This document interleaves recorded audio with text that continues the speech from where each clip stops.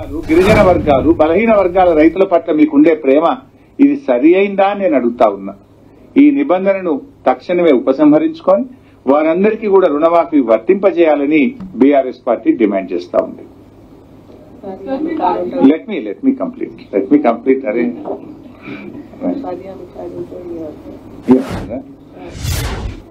ఉందా? మా సునీతమ్మ గారు అంటున్నారు ఉపాధి హామీ కార్డు ఉంటే కూడా ఇవ్వమంటున్నారట. కార్డు లేకపోతే ఇయ్యరా? ఇంకో పాయింట్, ఎప్పుడైనా కట్ ఆఫ్ డేట్ ఉంటుంది లోన్ వేవర్. మేము 2014లో మా ప్రభుత్వం వచ్చినప్పుడు మా ప్రభుత్వం అధికారంలో వచ్చిన తేదీ నాటికి ఎంతమందికి అయితే రుణాలున్నాయో వారందరికీ ₹1,00,000 మాఫీ చేస్తాము అన్నాం. అంతే తప్ప గత ప్రభుత్వం ఇమేం చెయ్యము, అంతకు ముందు ఇమేం చెయ్యము అని ఎప్పుడు కూడా అనలేదు.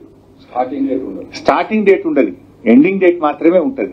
కానీ వీళ్ళు ఏం చేసిందంటే డిసెంబర్ 2018 అంటే 12th డిసెంబర్ 2018 కంటే ముందు తీసుకున్న రుణాలకు మాఫీ ఉండదు అంటున్నారు. ఇట్లా మీరు అప్పుడు చెప్పిందా? ఎన్నికల మేనిఫెస్టోలో ఏం చెప్పింది? రైతులందరికీ 2 లక్షల రుణమాఫీ చేస్తామన్నారు. రాష్ట్రంలో 2 లక్షల రూపాయల వరకు రైతులందరికీ రుణమాఫీ చేస్తామన్నారు. కానీ ఇప్పుడు ఏమంటున్నారు? 12th డిసెంబర్ 2018 కంటే ముందు తీసుకున్న రుణాలకు వర్తించదు అంటే ఇవాళ కొంతమంది రైతులకు కోత పెట్టడమే కదా ఇది. అప్పుడు ఆ రోజు మేము ₹1,00,000 మాఫీ చేసినాం. ఎవరైనా 1,00,000కి పైగా తీసుకున్న వాళ్ళు ఉంటే వాళ్ళకి మాఫీ జరగద్దా? ఆ రోజు మేము ₹1,00,000 వరకు ఉన్న రుణాలన్నీ మాఫీ చేశాం. మీరు 2018 డిసెంబర్ కంటే ముందున్న వాళ్ళకు రుణమాఫీ వర్తించదు అనే నిబంధన కొంతమంది రైతులకు ఇది తీవ్రమైన అన్యాయం జరుగుతుంది. ఇది కోతలు పెట్టే కార్యక్రమం తప్ప మానవత దృక్పథంతో రైతులందరికీ సాయం చేసేటువంటిది కాదు అని చెప్పి దీన్ని కూడా ఉపసంహరించుకోవాలి. మీరు పెట్టిన కట్ ఆఫ్ డేట్ మీ ప్రభుత్వం అధికారంలో వచ్చిన నాటికి పెట్టండి, కానీ ముందు డేట్ పెట్టడం అనేది ఎక్కడ కూడా ఈ రుణమాఫీలో ఇట్లాంటిది గతంలో లేదు. ఇది మీరు కొంతమంది రైతులు ఇబ్బంది పెట్టేటువంటి ప్రయత్నం చేశారు. తర్వాత ఇంకోటి ఏమన్నారంటే అసలు వడ్డీ కలిపి ₹2 లక్షల మాఫీ చేస్తామని చెప్పింది ప్రభుత్వం. కానీ మీరు ఇచ్చిన డేట్ ఏంది? డిసెంబర్ 9, 2023 నాడు మొదటి సంతకం పెట్టి రుణమాఫీ చేస్తామన్నారు. ఇప్పుడు మనం ఉన్నది జూలై నెలలో ఉన్నాం. మీ మొత్తం మాఫీ ఎవరికి ఎప్పుడు వస్తుందో తెలియదు. నువ్వు డిసెంబర్ 9 నాడే చేస్తే డిసెంబర్ 9 నుంచి జూలై వరకు వడ్డీ భారం రైతు మీద పడేది కాదు కదా. ఈ 8 నెలల కాలానికి వడ్డీ భారం రైతు ఎందుకు భరించాలి? మీరు ఇచ్చిన మాట తప్పుతున్నారు కదా. అందువల్ల మేము ప్రభుత్వంతో కోరేది డిసెంబర్ 9, 2023 ప్రమాణికంగా తీసుకొని మీరు ఏ మేనిఫెస్టోలు అయితే పెట్టారో, ఏ బాండ్ పేపర్ మీద అయితే మీరు రాసిచ్చారో దానికి మీరు కట్టుబడి ఈ రుణమాఫీ చేయాలి. ఆ డిసెంబర్ 9, 2023 తర్వాత ఉన్న వడ్డీ కూడా రాష్ట్ర ప్రభుత్వమే భరించాలని చెప్పి బీఆర్ఎస్ పార్టీ డిమాండ్ చేస్తుంది. డిసెంబర్ 9, 2023 నాటికి అసలు వడ్డీ కలిపి 2 లక్షలు. ఆ డిసెంబర్ 9 నుంచి ఏ రోజు వరకు అయితే రుణమాఫీ ఆలస్యం అవుతుందో ఆ రోజు వరకు అయ్యే వడ్డీ కూడా రాష్ట్ర ప్రభుత్వమే భరించాలి. అది మీరు రైతులకు ఇచ్చిన మాట, అది మీరు ప్రభుత్వంగా ఎన్నికల ముందు ప్రజలకు ఇచ్చిన మాట. దాన్ని నిలుపుకోవాలి, మాట మీద నిలబడాలని చెప్పి బీఆర్ఎస్ పార్టీ డిమాండ్ చేస్తుంది. ఇకపోతే రైతుల పట్ల ఇందులో 4.13 ఇలా కొంత బాధ కలిగేది ఏంటంటే రైతులను అవమానపరిచే విధంగా పెట్టారు. రైతు యొక్క బాధ్యతలు అని చెప్పి ఇందులో ఒక పాయింట్ రాశారు. ఏమంటారు? మీరు ఒకవేళ తప్పుడు సమాచారం ఇచ్చినట్టయితే రికవరీ చేయడానికి చట్ట ప్రకారంగా వ్యవసాయ సంచాలకులకు అధికారం ఉంది. అంటే రైతుల్ని బెదిరించే ప్రయత్నం చేస్తున్నారు. రైతులు ఎప్పుడు తప్పు చెప్పరు. రైతులు తప్పు చెప్తారా? రైతుకు అందరికంటే ఆత్మగౌరవ విలువలు ఎక్కువ. భూమిని నమ్ముకుంటాడు తప్ప ఆ రైతు ఎప్పుడు కూడా ఆత్మగౌరవాన్ని తాకట్టు పెట్టుకోడు. రైతుకు మీరు ఇచ్చేదేదో గౌరవంగా ఇవ్వాలి, కానీ రైతును భయపెట్టొద్దు, రైతును అవమానపరచొద్దు. ఇటువంటి పదాలు వాడడం తీవ్రమైన అభ్యంతరకరాన్ని బీఆర్ఎస్ పార్టీ తెలియజేస్తా ఉంది. అంటే మీ అన్ని ఇట్లే ఉన్నాయి.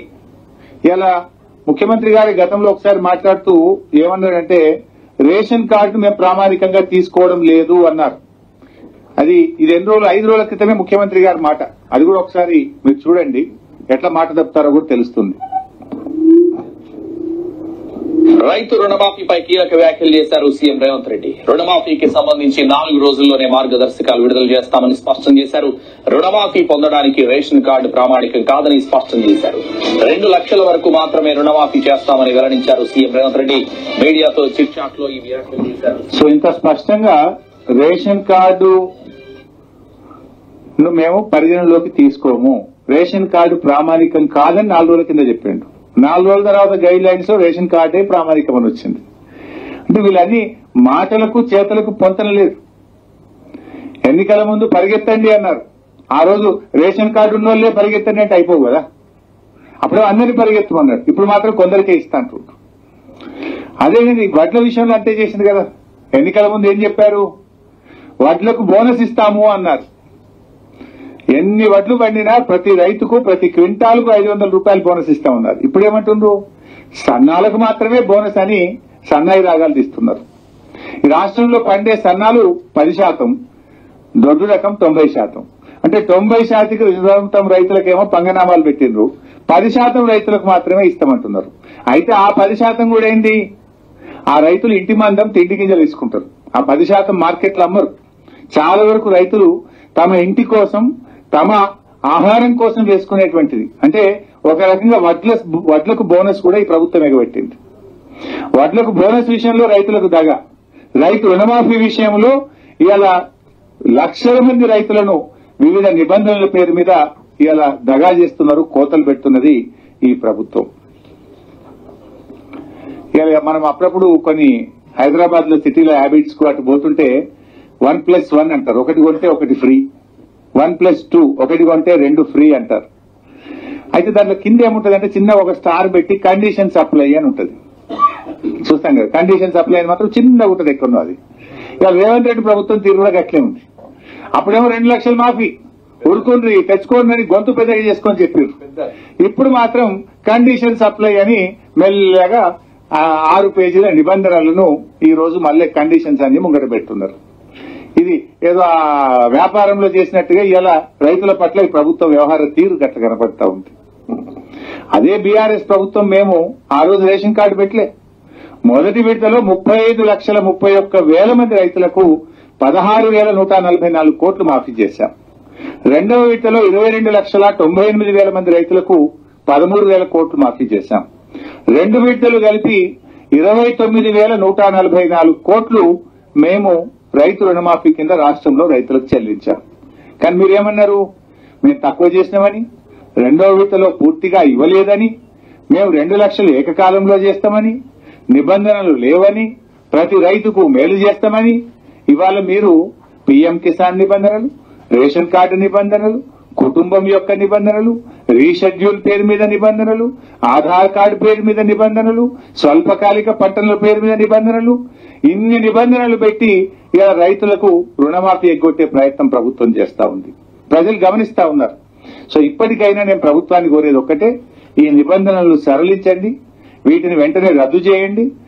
మీరు కేవలం రైతుకు పాస్బుక్ ఉందా లేదా, బ్యాంకుల క్రాప్ లోన్ తెచ్చుకున్నా లేదా, పాస్బుక్ ను ఆధారంగా చేసుకుని క్రాప్ లోన్ తీసుకున్న రైతులందరికీ ఇచ్చిన మాట ప్రకారంగా రుణమాఫీ చేయాలని, డిసెంబర్ 9, 2023కు తేదీ తర్వాత అయ్యే వడ్డీని కూడా రాష్ట్ర ప్రభుత్వమే చెల్లించాలని బీఆర్ఎస్ పార్టీ డిమాండ్ చేస్తుంది.